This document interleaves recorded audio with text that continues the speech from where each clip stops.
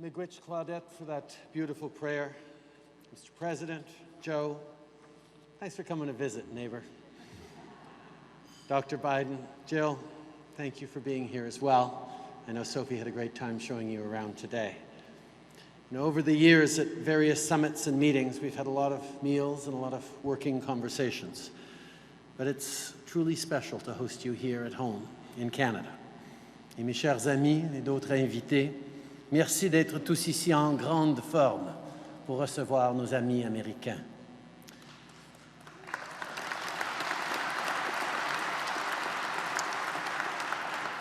Joe, one thing that everybody has learned about you is that you're a proud Irish American. You celebrate your roots, and that's so important to do. Whether one's a Bangladeshi American or Bolivian Canadian or any heritage, this diversity makes our countries and our communities stronger, better, and more resilient. And it's good to be loud about it, too, because the diversity of our origins may not always be obvious on first glance.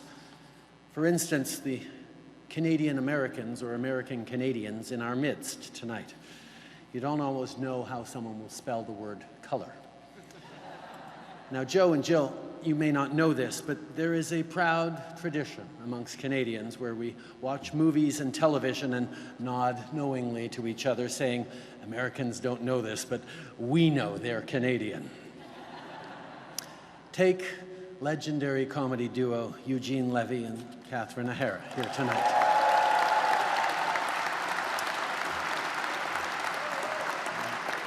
They've been in dozens of American movies, playing American folk singers, American parents, American dog breeders. Catherine, you've created absolutely iconic characters like, well, Kevin's mom and Moira Rose. And Eugene, at this point, people just think of you as Canadian as American Pie. I'm so glad my kids aren't here tonight so I don't have to explain that joke to them. But Catherine and Eugene, like so many of the people here tonight, wave the Canadian flag at home, in the US, and some from even further away. I'm particularly pleased to be here at the Canada Aviation and Space Museum to be able to honor the accomplishments of Canadians in space. As Joe pointed out this afternoon, the coming years will certainly be marking the fact that a Canadian will be heading towards the moon as part of the Artemis II mission, and I look forward to that display. But I took a look around on the way in, and I hadn't yet seen any displays for one of Canada's most famous inhabitants of galaxies far, far away, Anakin Skywalker, also known as Hayden Christensen, who's with us here tonight.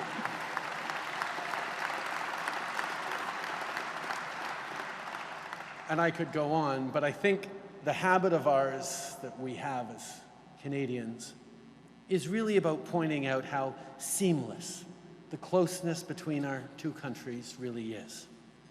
Beaucoup de gens sont réunis ici ce soir, que ce soit du milieu des arts, de la politique, des affaires, des médias ou de la fonction publique. Vous contribuez tous à l'économie dynamique et à la riche culture qu'on a en commun. Aucun pays dans le monde entretient des liens aussi forts et aussi nombreux que nos deux pays. Both of our countries are built on a strong foundation of democracy, of opportunity, of a belief that hope and hard work will build a better future. Our two countries share the longest peaceful border on earth, as long as you don't talk about hockey, although as a Habs fan, I really appreciated your Toronto comments this afternoon. Our border is almost 9,000 kilometers in length. Okay, a little less than 6,000 miles.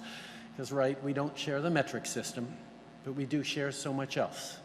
From the northern reaches of Alaska and Yukon, which share beautiful landscapes and rich indigenous cultures, to the Atlantic shores where hard-working fishers in Atlantic provinces and states source the kind of high-quality fish and seafood we're enjoying for our appetizer tonight.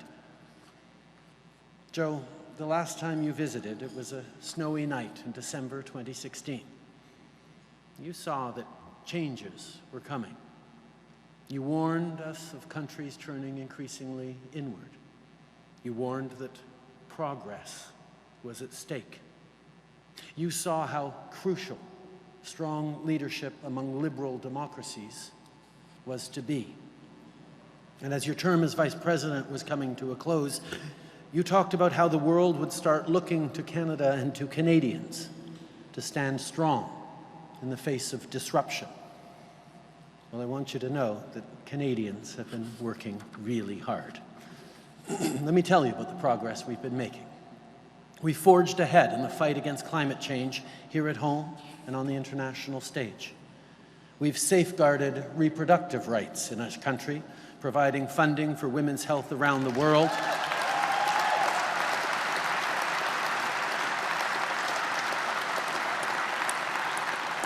And we just recently launched a $10 a day early learning and childcare plan that has already seen women's participation in the Canadian workforce rise.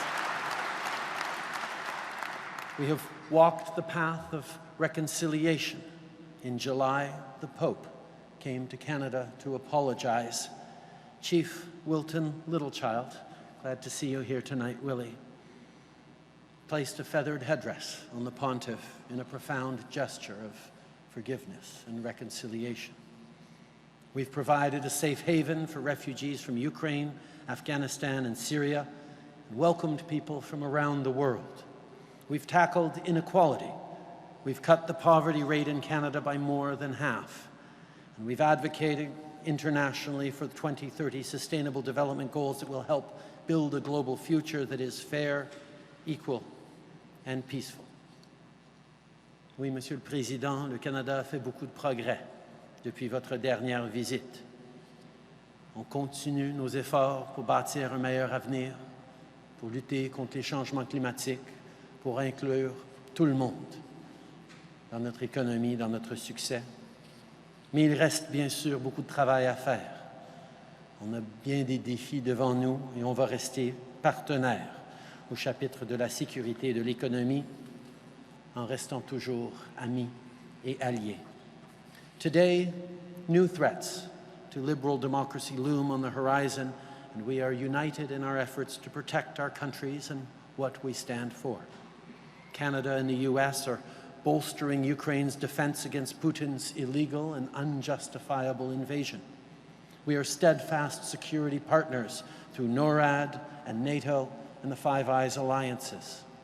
We're standing shoulder to shoulder in defense of our values and against authoritarianism. And we are working to fight climate change and create new opportunities for people in both of our countries.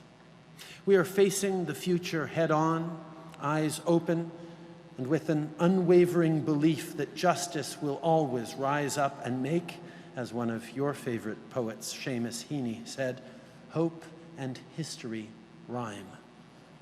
Through our work together, let us secure peace, secure opportunity, and secure a healthy future for generations to come. With that, I ask you all to raise your glasses as I offer a toast.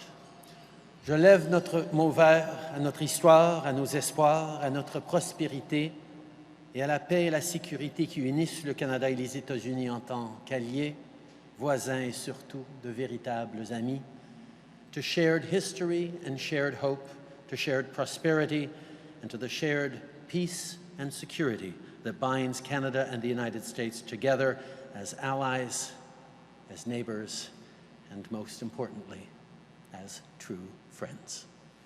Sláinte. Santé.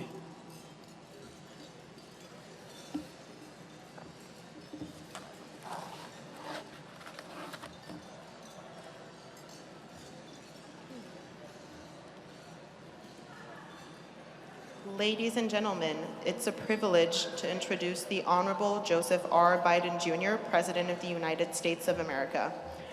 Mesdames et Messieurs, l'Honorable Joseph R. Biden Jr., Président des États-Unis d'Amérique. Thank you very much.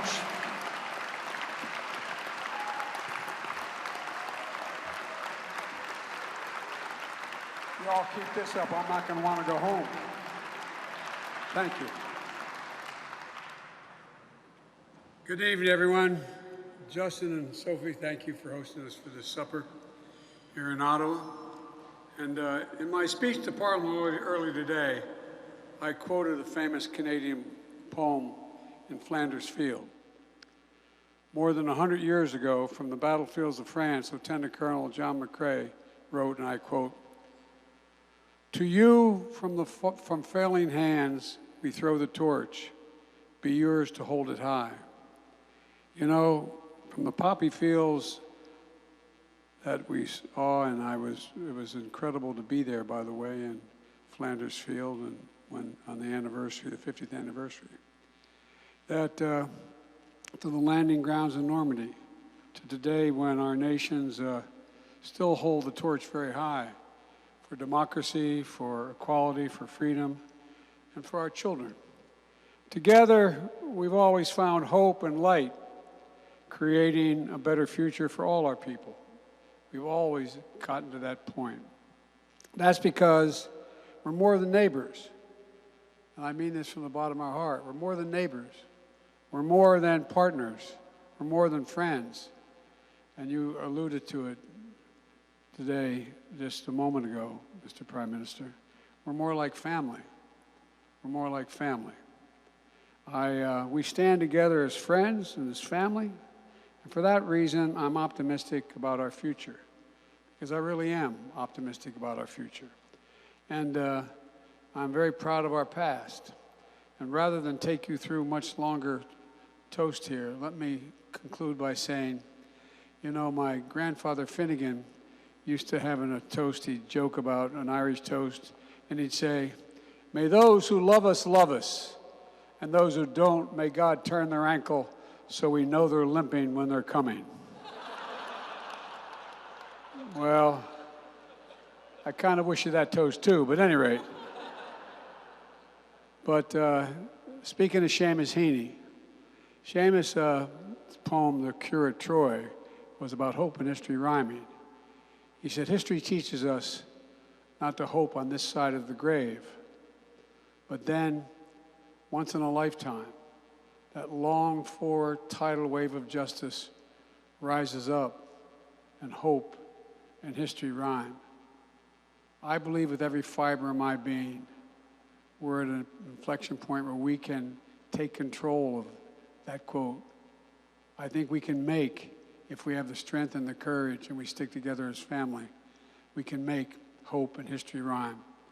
So ladies and gentlemen, to all the family, U.S. and Canadian, and this is a hell of a thing to do, to toast with water. By the way, my grandfather used to say, if you toast with anything other than alcohol, you have to do it with your left hand. His name was Ambrose Finnegan. So ladies and gentlemen, to family, to Canada, and to the United States, hear, hear. Thank you, man.